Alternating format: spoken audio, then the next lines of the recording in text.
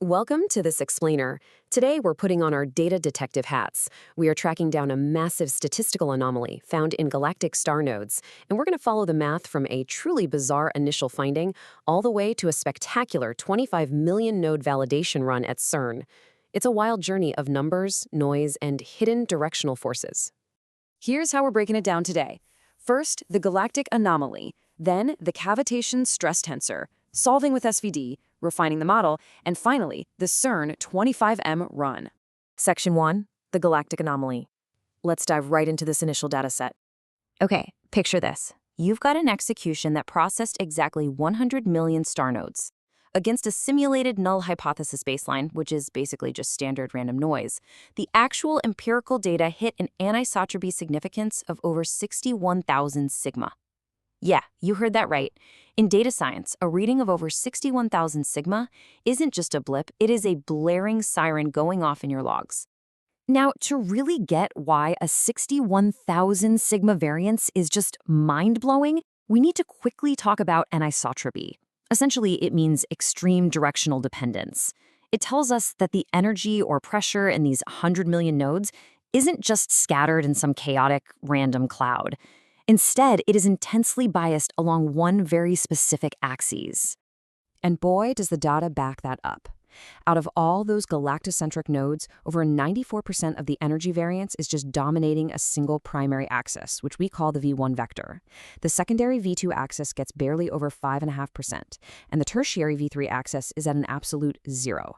The energy is practically entirely hogging one primary direction. Section 2, the cavitation stress tensor. But there was a catch. A subsequent run of over 12 million nodes dropped the significance all the way down to just 4.48 sigma. That kind of massive variance meant the model itself needed a serious upgrade to isolate the true signal from the noise. They had to shift from probabilistic guessing to exact physical measurement. As the researchers perfectly put it, cavitation measures the exact pressure a torpedo splits the water with, no guess. So how do they actually capture that? By using the cavitation stress tensor. They take the primary cavitation angle and use cosine to lock in the exact forward x-axis thrust, literally the torpedo splitting the water. At the same time, they use sine to handle the y-axis lateral wake pressure and all the random noise. This cleanly separates the forward signal from the surrounding noise. Section 3, solving with SVD. Let's see how this transforms raw data into a measurable directional force.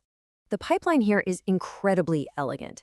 It starts by taking the raw Cartesian momentum measured by the detector, uses an outer product accumulation to build a 2x2 stress tensor matrix, applies singular value decomposition, or SVD, and boom, you get your derived directional metrics. The real magic happens in that SVD step.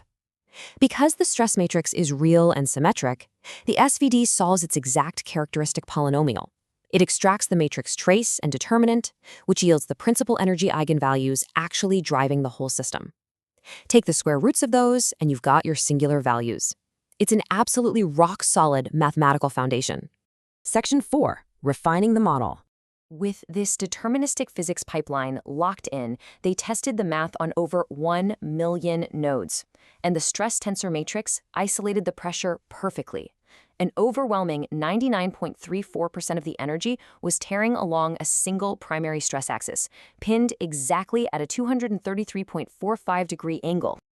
But minor hiccup here. While the empirical dominance ratio was a strong 12.24, the simulated null baseline for this specific sample size threw a massively high dominance ratio of 19.62.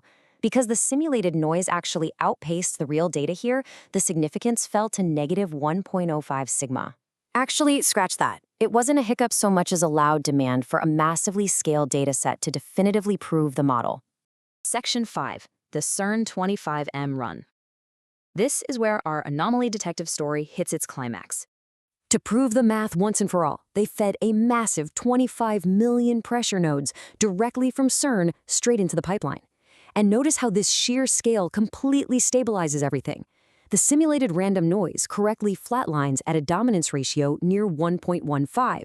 Meanwhile, the actual CERN data exerts a massive, undeniable empirical dominance of over 12. And the energy variance? Just like the initial galactic findings, the CERN dataset confirms extreme physical anisotropy. 99.32% of the pressure is deadlocked onto that exact same primary cavitation vector.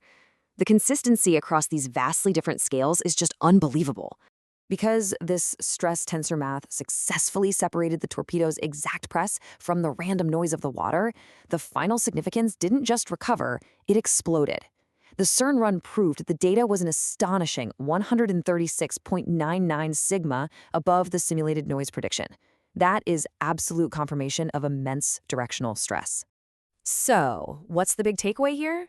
This explainer proves that our universe's raw data isn't just random static scattered into the void. It has an intense, mathematically measurable direction, provided you use the right tools to look at it. With 25 million nodes backing up this highly directional stress, it leaves us with one incredibly exciting question. What other hidden universal forces is this mathematical torpedo going to slice open next?